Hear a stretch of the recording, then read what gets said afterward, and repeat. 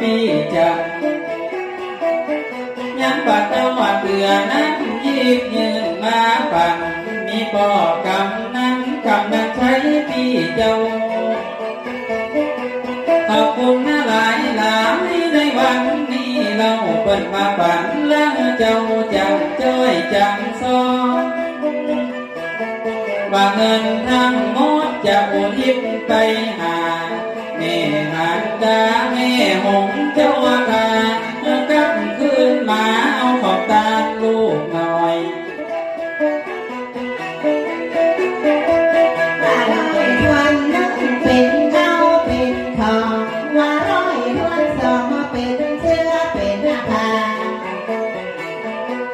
ว่าร้อยทวนสามทวนสี่ทวนห้าคือกลายเป็นอาตัวอับจานัง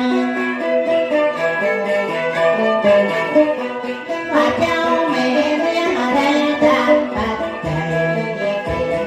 ไปหาหน้าแม่เจ้า